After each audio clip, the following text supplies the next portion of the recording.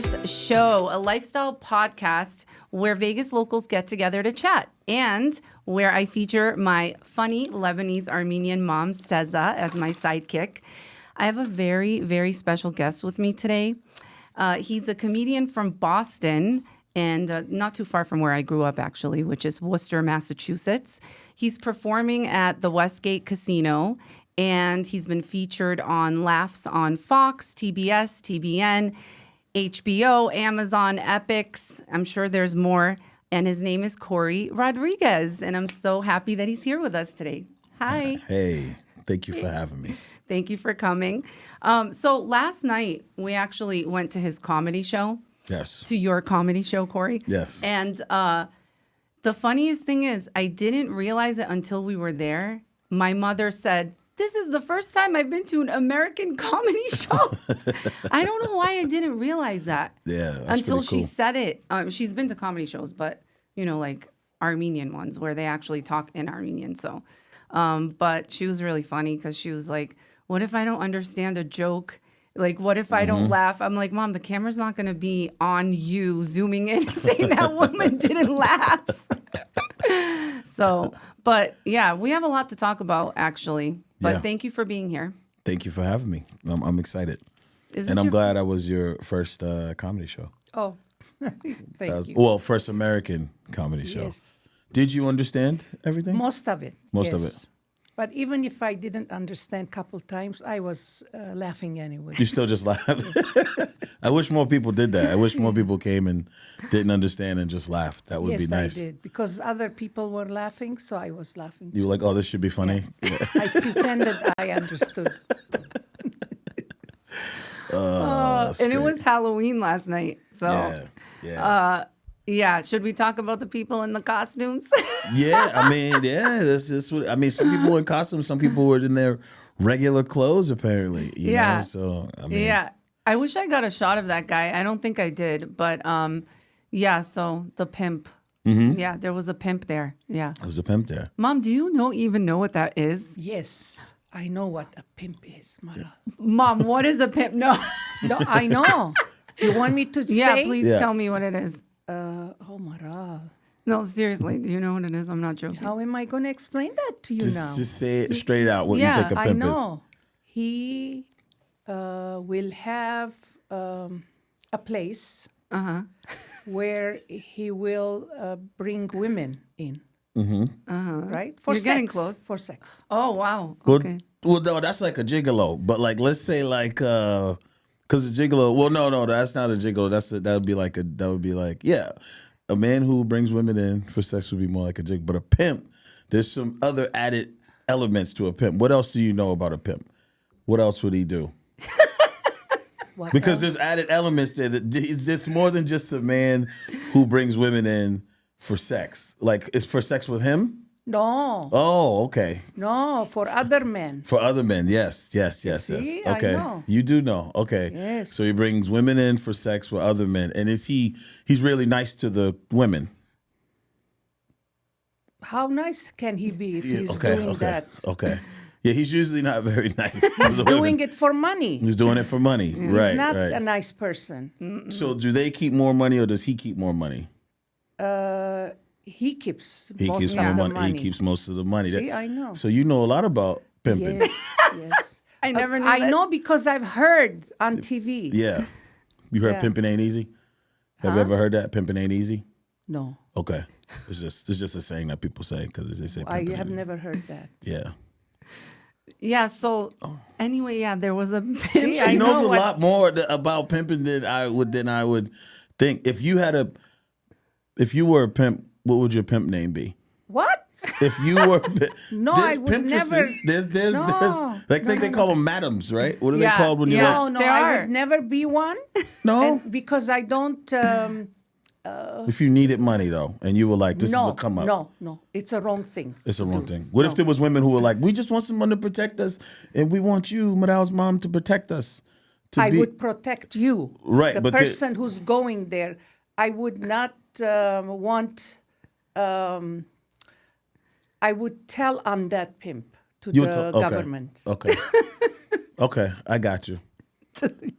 You tell the government, so you would just call them. What would you say?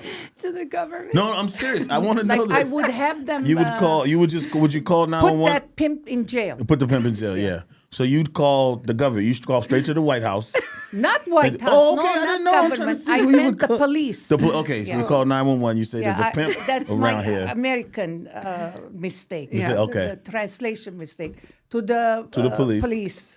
To 911. catch that pimp, put them in the jail. No, I get it. Yeah. That's the right thing to do, though. That is the right thing to do. We should have done that last night at the comedy show. No, she liked Pretty Tony at the comedy show. There was a pimp at the show, and you liked him. I didn't realize he was a pimp. You didn't Mom, see that the jacket? whole- That's part of the pimp is part of the outfit. That whole hat with the hair, permed hair, coming Yes. down with the twist at the I bottom. didn't realize he was a Yeah, pimp. that's where the jacket If I came had, from. why didn't you tell me? I would have. I said it the whole. So there was some things you didn't understand last night Yes, for sure because yeah. we For talked sure. about it. Let's If I let's had known, go I over would that. have called on him. He had a lot of gold on him. No, I would would've have called. called. Oh, you would the have cops. called the cops on him last Yeah. night. Yeah. Okay.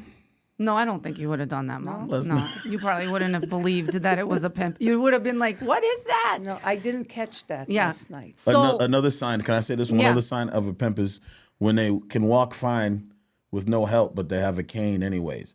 That's another sign Oh my God. of a pimp. So you seen him with his cane last night? Yeah. Yeah, he could walk fine without it. Wow. But it's but not every person you see with a cane Why is a does pimp. he I don't have want a you thinking cane? that. The pimps carry a cane? Yeah, See, I'm learning. yeah. stay away Every from day. those people, Mom. Stay I away never from them. met one until last night. Well, I'm just saying At that we're in 69, Vegas. I met a pimp. Yeah, well, You no, know. she's gonna meet some older dude and be like, "You a pimp?" It's because he has a cane. Not everybody with a cane, but Oh, he has okay. to have the hair, the hat, and some sort of animal jacket. Yeah. And he has to be like, "How you doing?" He has to have an animal jacket. Yeah. That would help. probably. An animal jacket, Or- some sort of fur. Yeah.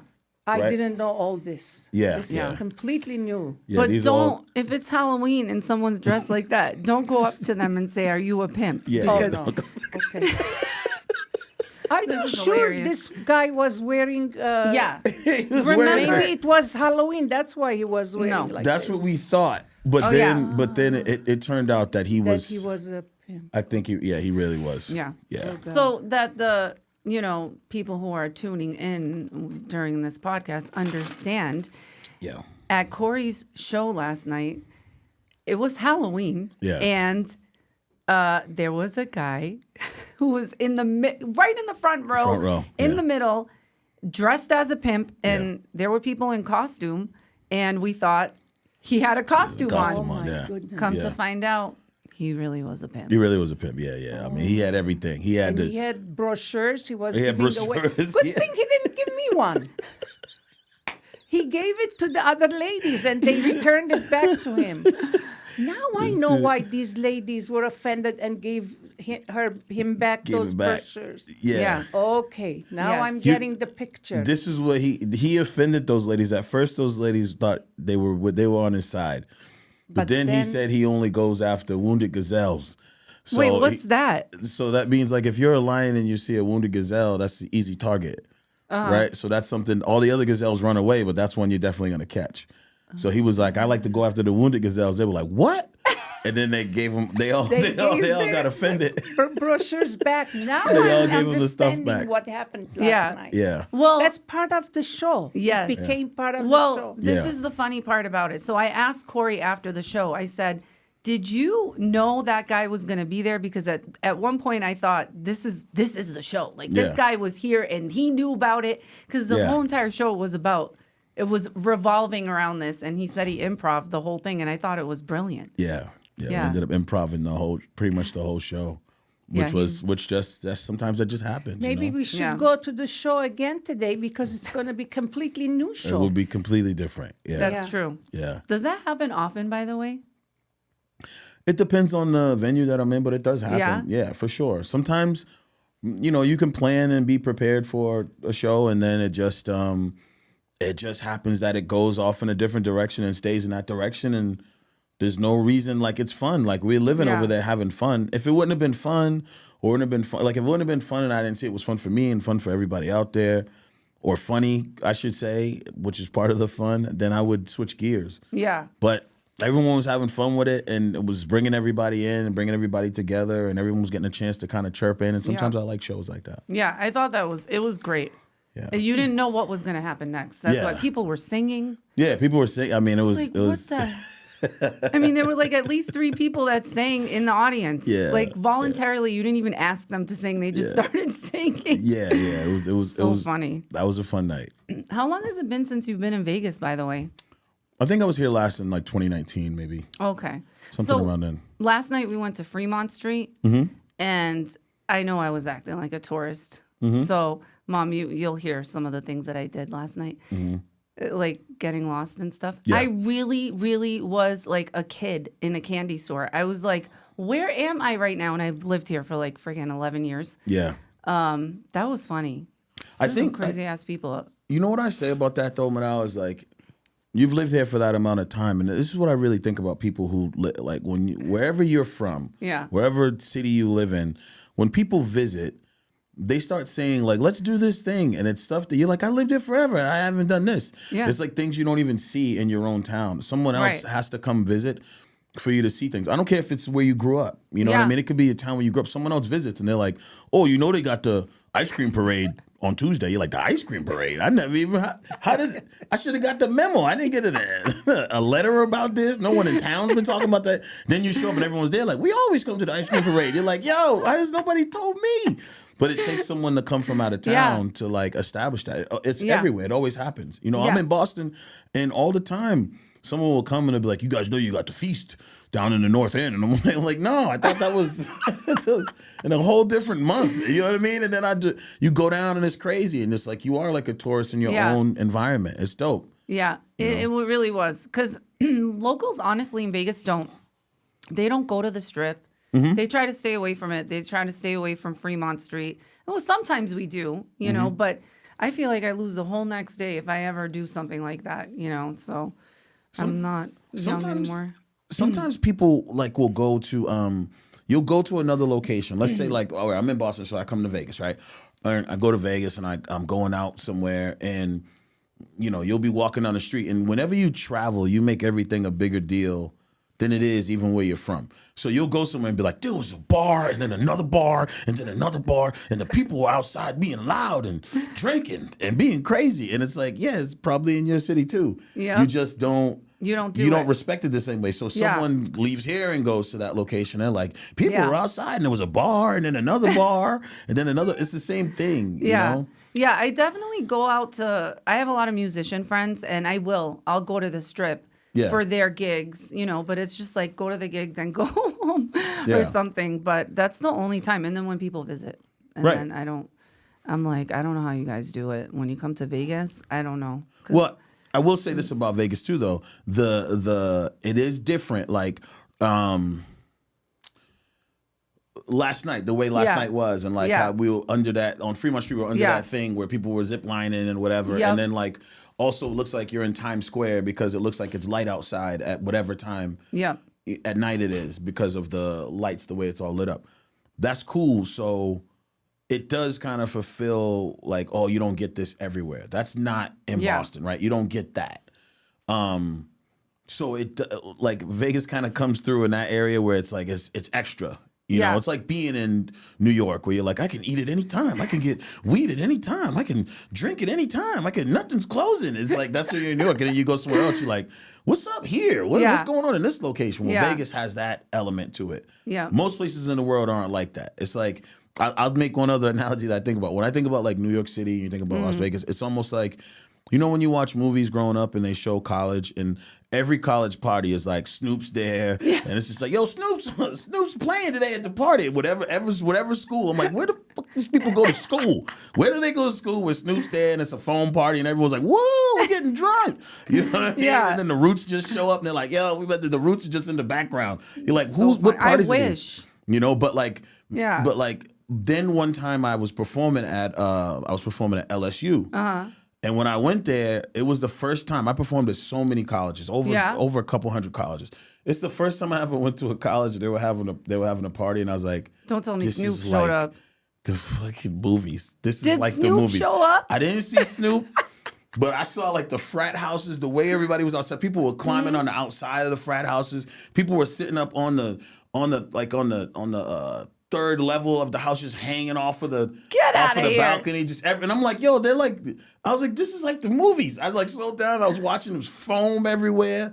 I was like, okay, Foam? yes. What kind of foam? What do you mean? I don't know what kind of machines they rented, okay. but people were all out in the streets in foamed up, wet t-shirts. Wow. And I'm like, yo, this is like, Yeah. this is good. So that my point is, Vegas comes through like that. Yeah. Where most of the time, it's not like that at colleges. Right. Well, I have a story for you about that one. Yeah, it's my just mom not like doesn't that. know this story, so Ooh. I Something you paid for. I went to UMass Amherst. Oh, you crazy. Yes. Zoomass. Yep.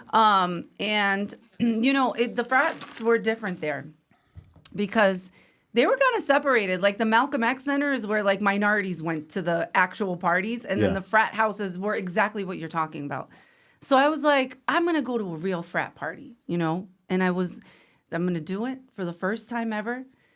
And I'm walking, I'm like, this is really cool. Everyone's like crazy. There's like kegs. I can see people like kind of like Yeah. what you were describing. And I'm walking on the lawn before I get into the actual house. I kid you not. All of a sudden, something goes flying in the air and bangs me in the head. And it's a cold beer, unopened can of beer. Goodness. And I was like, just knocked me over. And I was like, what the hell? That's my first experience going to a frat party. Oh, my God. I still went inside. I was a trooper. And I was just like, it was crazy. I'd never seen anything like that. Just people just hanging off each other, drinking, red cups everywhere. And I was like, it wasn't my thing, though. I'm not going to lie. It wasn't. I think I was, I was like, this is fun, but I don't like beer. Yeah.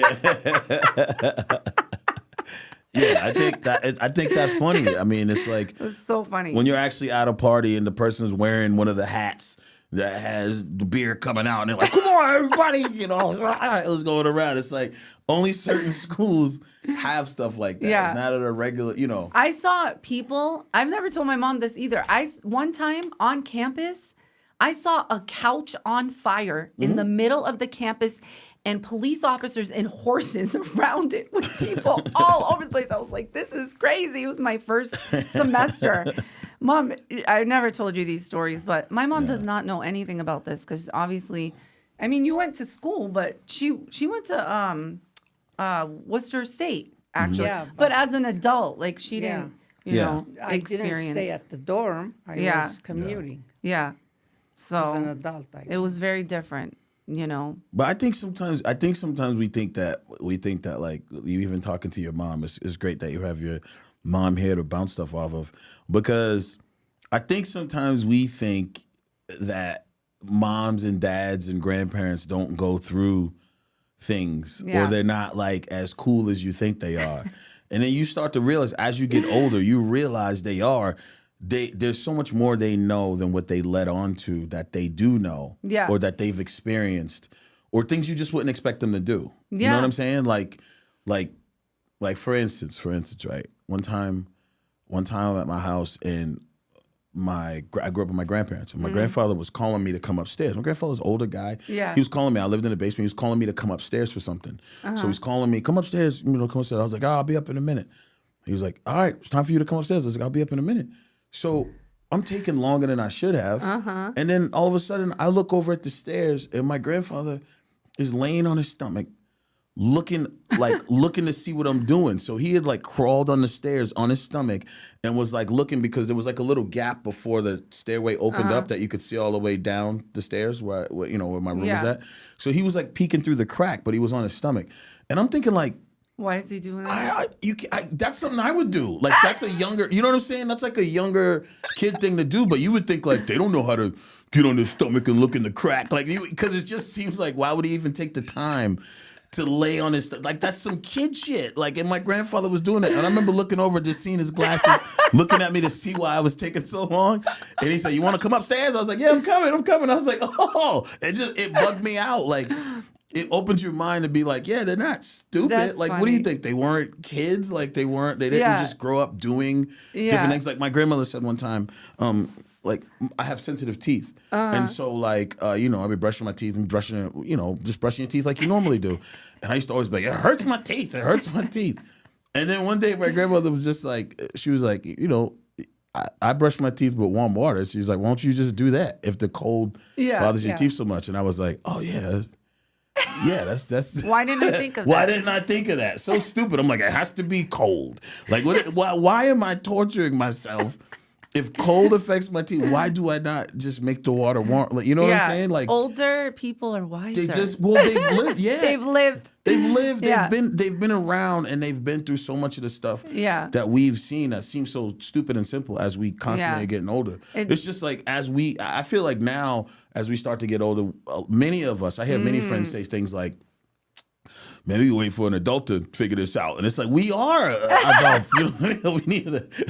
Isn't it kind of crazy, though? Yeah. You're like, oh, my God, how am I in my 40s already? Like, what happened?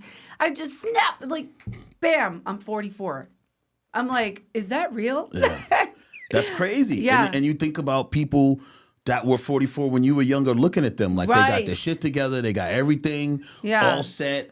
And you thought they were old. Yeah, of course. Yeah, you do think they're old, but when you do get to like late 30s and 40s, you are old for certain things. You're just not old yet as your life is progressing. But you're old to be at a college party, right? Oh, because God, you think about people you went to school with, and someone would have an older boyfriend. He's like 28 or something. You're like, look at this loser, this mechanic. Look at his fingers; they're all dirty. His dude showed up with Bush Light. What is this dude doing here? You know, or some older dude shows up at a party with like expensive. You're like, of course he can afford it. You know, it's true. I got Grey Goose. Okay, all right. 50-year-old at a college party with Grey Goose. Yeah, there's appropriate things. There's appropriate in the certain areas that you just don't.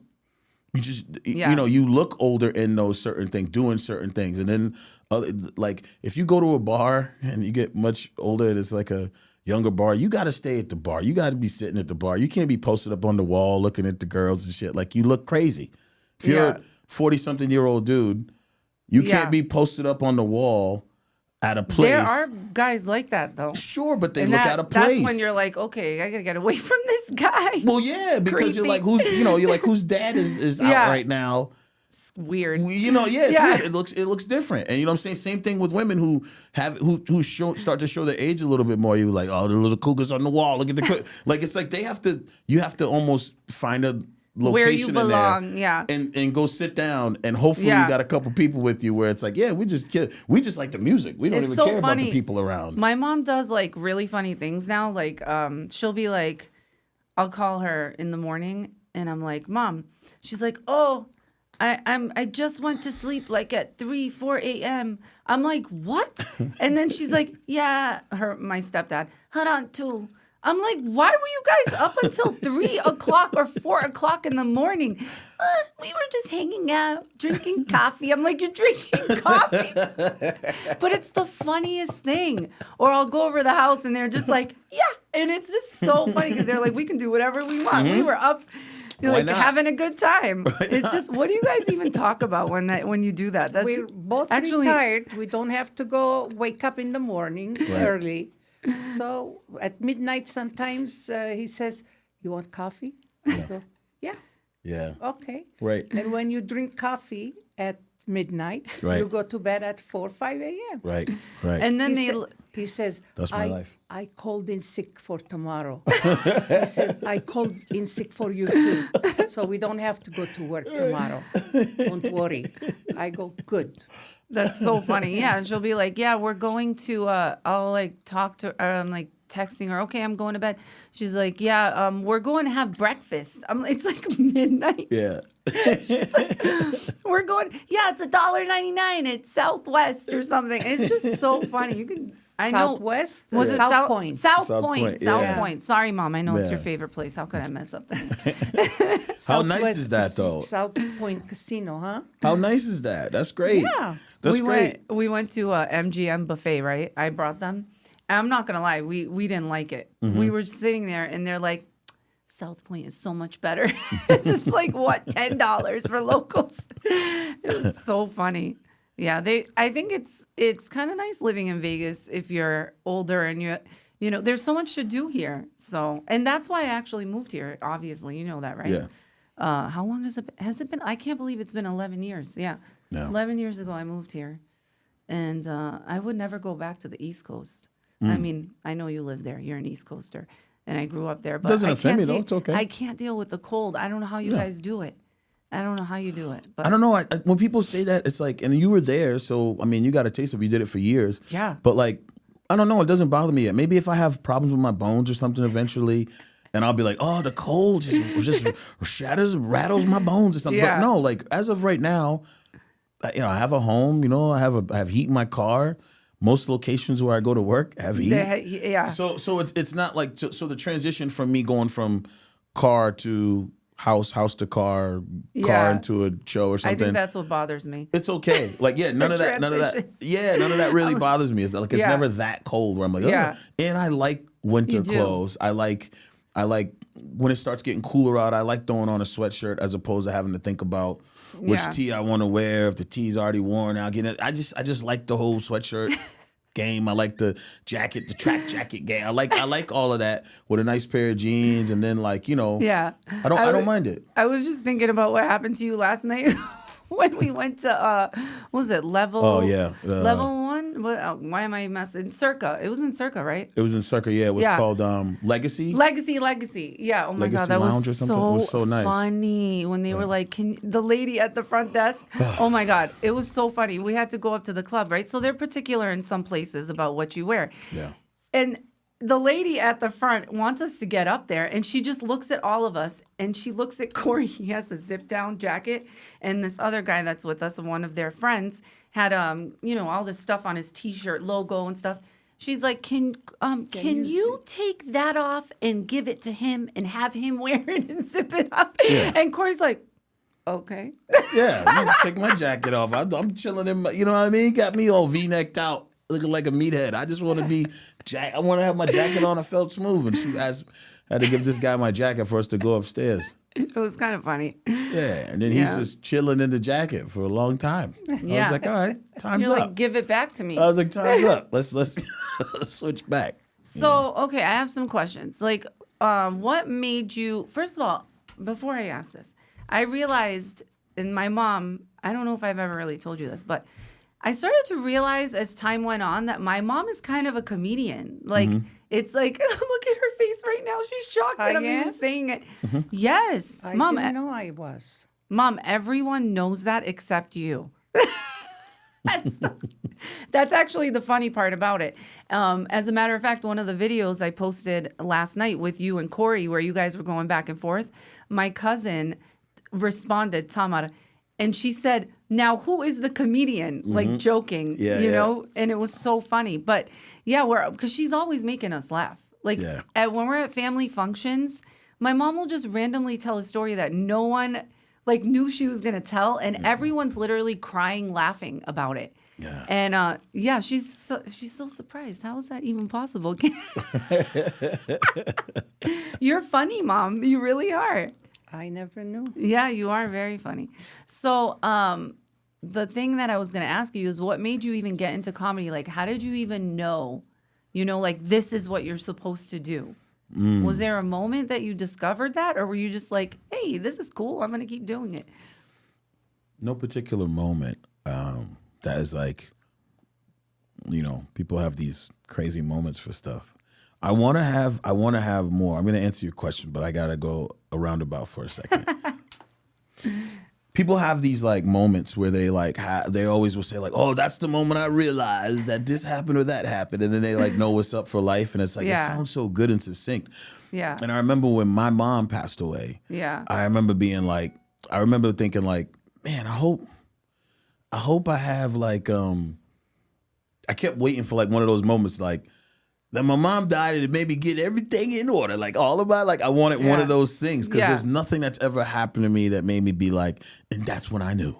You know what I'm saying? like this happened and that's when I knew I was going to invest everything in Apple. Like there's just none of those. But people have those things all the time. So so now to answer your question, it's a little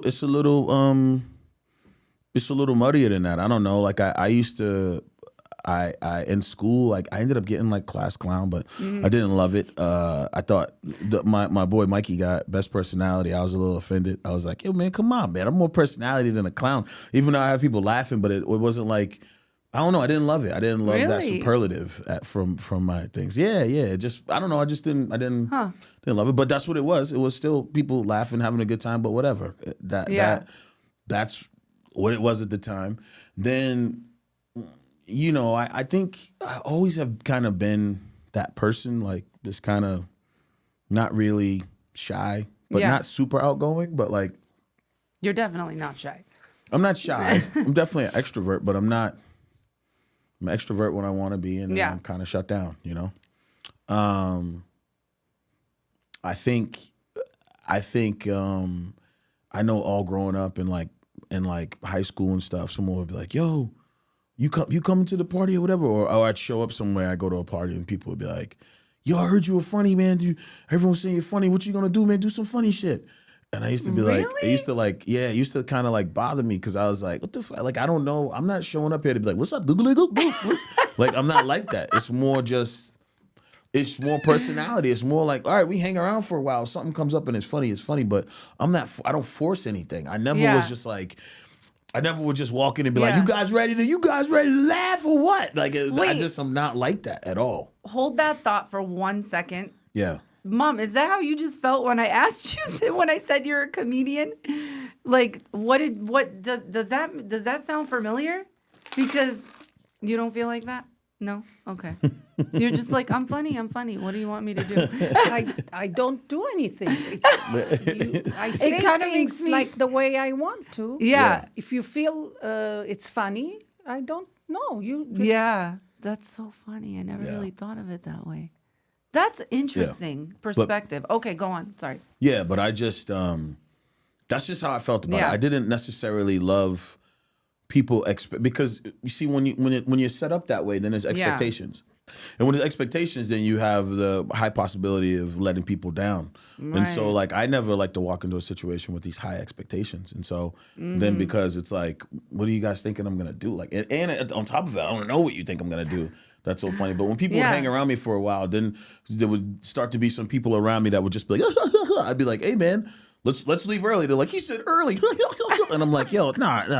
What are you laughing at, man? Like I didn't say, you know, but if you it's a reputation, right? If that's the type of person, you know, that people say you are and perceive you to be, and then they're around you, and if you've made them laugh once now, this is how people just start to view. So yeah, they may laugh a little bit easier. Just like if you were a woman and you dress provocative, sometimes people are gonna, no matter what you put on, they're like, oh, a little risque, and you're like, it's just a tank top. Like relax, you know, try to make your boobs fall out. It's like it's a tank top. Like that wasn't, you know what I mean? It wasn't the reason why. It wasn't the reason why I wore this. You know what I'm saying? So things start to get like that. So fast forward, I used to freestyle, so I did a lot of like freestyle rap and stuff like that, and I was never like, you know, I was never like the murdery type of freestyle rapper. I was never like, that wasn't my existence. You know, I grew up in the suburbs outside of Boston, so I was never like, yo, about to blow your face off and pop your brain out the back of your head. Did you make comedy out of it? I didn't make comedy out of it, but I would have people laughing, but I still had like a lot of punchlines and stuff. So I was like killing them. So I won a couple freestyle competitions and stuff. Oh, you know, just because I was going in. It was just fun. It was good though. It was just like good, but not necessarily all kill and all death and all murder. And I did that. And then I started being like, well, if I can freestyle that fast and I can come up with things, I should try improv. So then I tried improv comedy, which is like, whose line is it anyway type of stuff. You know? So I tried improv, got into that. And then I liked it. And then it got a little too, I don't want to say weird for me because like improv, when you get into that, it's like, I would say at the time wasn't a lot of black people improvising that I was around since I was in Boston. It wasn't like a lot of black improvisers. And so the artsy people that were doing it, the things they were talking about was like, I was like, what the fuck are they talking? What are these references? Because you got to kind of have some sort of rapport. Improv is like you're pulling everything from everywhere, but you still got to know something. Like you did last night, literally. But so almost the whole thing was right. Yeah. But when you're improvising with people, like as a troupe on stage, then there should be some commonalities between you. If you're referencing a book or I something see. and I have no idea what that book is, Okay. because we are not from the same planet, though, Right. that we kind of, That makes like, sense. they're like, oh, this is like the frog and the willow. And then Yeah. people are like, and then people are like improvising scenes off the frog and the willow and shit. And I'm like, what the fuck is the frog Because you're and the willow? bouncing off of each other. Sure. Yeah. So there just was things that was not matching up Yeah. with where I was and what I was thinking about or what was important to me. Like Yeah. I didn't read this thing that probably people thought was so great or whatever. Right. So I did that for a while. Then I got into, I just wanted to try stand up. I was like, let me try stand up. And And see. I just wanted to try it. But I never was, it was always weird to me because I was like, how am I going to go in and do stand up and make people laugh at shit that I make my friends laugh at? Because I could sit around with my friends. Because what happens to I've heard many stand-ups say this, is like you do start to develop timing and all these things way before you get on stage. Like it's just like I would know. Like and many of us know this. We probably all have a friend who makes you cry laughing. Like they're just friends that we have that like when they're talking and shit, you're just like, oh my God. The way they're telling the story, you're dying. Right. You know what I mean? And so that would start to happen, and then you start to building timing because you start to realize like what things people are actually laughing at. Then you know if you're gonna say it again, you might say it a few other times, and the people are still laughing. But then there's a point that happens where you're like, oh, that's not funny anymore. You like learn that from saying it. You will know it from even talking and joking with your own friends. If one of your friends peed on themselves or something like that, right? It happens. You know what I mean? They peed on themselves or they were driving and they threw up a little bit. Something, whatever happened, and you guys just keep messing with them. You're like, oh, what's up? Blip, blip, right? You just keep doing it to them. What's up? You want to get some blip, blip? You want to get some food? And you just keep doing a little throat thing. Eventually, it's like, all right, We get it. it ran its course. Like it's not funny anymore. Yeah. So the same thing happens when you're probably have a comedic mind. The same thing happens, and you start to like be like, okay, Right. you just start to feel it. You're like, that's enough. Like that's over. Like you're You know what I mean? letting it go, moving on to Yeah. the next thing. Yeah, and you kind of just but you start to feel it because you're not getting the same response and the same laughs that you once were getting, and so then it starts to develop. Interesting. It starts to develop probably kind of early. What do you mean by timeline? Timing. Timing, I'm saying. What do you Yeah. mean by timing in your head? Like when you're thinking of it. No, timing would just be like when you actually are saying said funny thing or whatever, and then when to let it go. So you're kind of like timing would just kind of be like you start to get a built-in timing of like, all right, that it ran its course, and this would be a good time to say this, right? Okay. So like as funny things come up, you'd be like, oh, this would be a good time to say this, but you're not even always thinking like this would be a good time. It starts to become innate.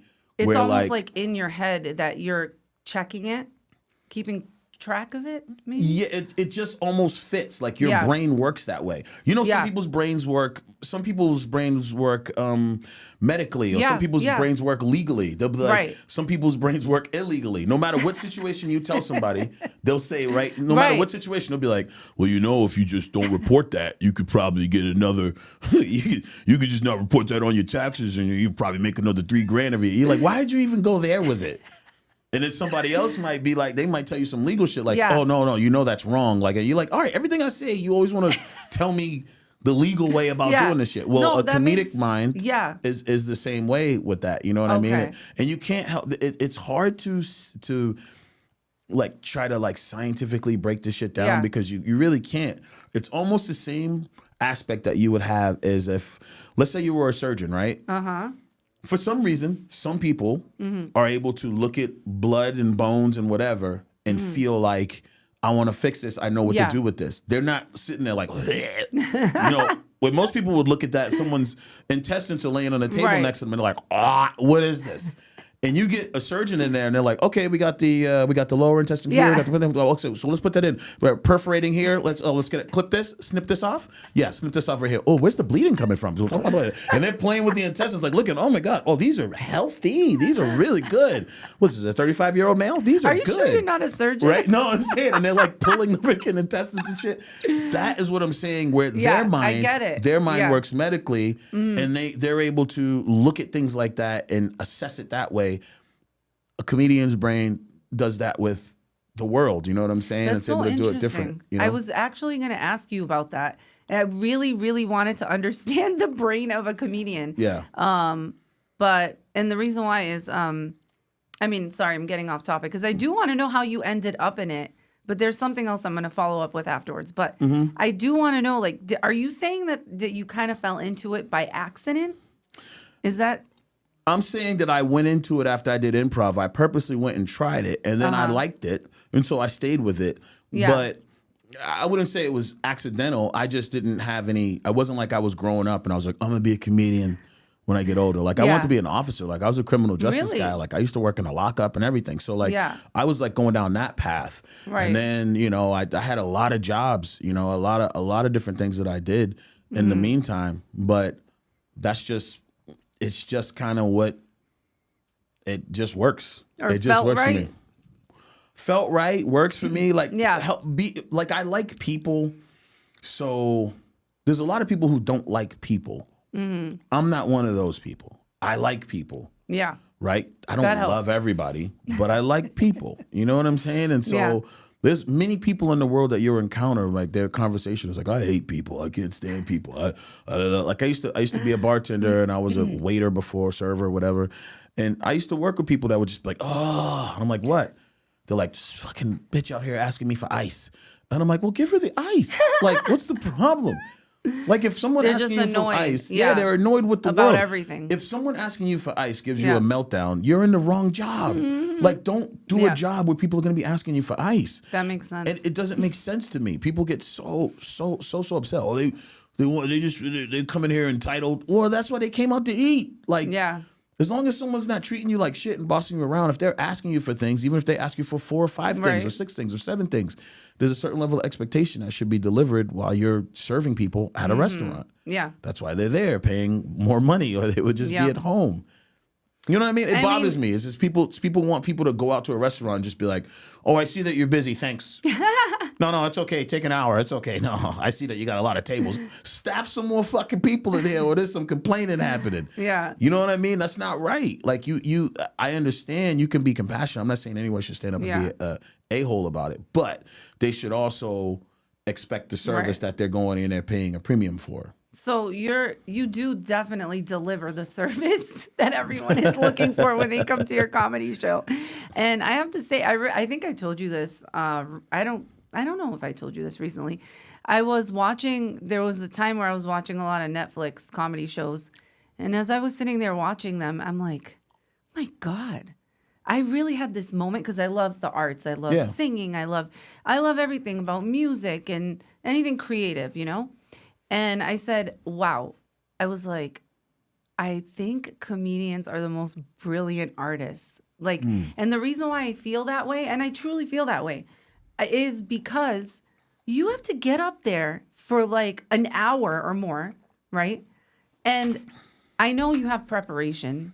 You're obviously doing, right? And again, it might not work out the way that you anticipated. Right. But you're pretty much talking to yourself for an entire hour. I thought about that. I was like, you have to get up there. I mean, I know you're talking to audience too, but technically, a comedian is going up there and entertaining by themselves with no one else there. And it's like, to me, it seems like the hardest job. And if you're really good at it, it's like an art that is really appreciated, in my opinion. You know, you don't have an instrument. Yeah, right. You know, right, you're like right. you're literally a person making people laugh. Yeah. So I do. I know I sound ridiculous No, right you now, don't. but I think about I had that. I had a moment where I really said to myself, "This is insane that I'm actually thinking this," but like I think comedians are the most talented people. I mean, that's nice to say. I think you definitely have, you definitely are up there without a lot of bells and whistles, and you have to deliver. I wouldn't say you are having a conversation with the audience, though. It's like you're talking, they're laughing is the conversation. And when the laughs don't come back, you're not having a good conversation. Zoom, when we were doing comedy on Zoom during the pandemic and stuff, that was a little tougher because there was a lot of times when the mics were off and the cameras were off. So those times were really just like talking into a computer. Yeah. And that could be like talking to yourself. So you got to really that takes a different fortitude to be able to push through and do things like that, which we were doing. But in a crowd, it's kind of nice because there's the responses of just the smiling faces, the laughing, the people wiping their eyes, the people slapping the table, like all of that's all part of the conversation. I think it's dope. So yeah, I don't know. I think it is tough if you think about it. That like you don't go up there with much. You just have a stool and a mic, sometimes a water, sometimes a drink, and then you just and then you just go. A pimp. Yeah, a pimp in the front. If you have a pimp in the front audience, then you're golden. I think you got really lucky last night. Thank you so much for watching the Maral Vegas Show. And thank you, Corey, so much for being here and for being my guest. And Mom, thank you so much as well. And that wraps up the show. Thank you to all the viewers. And until next time.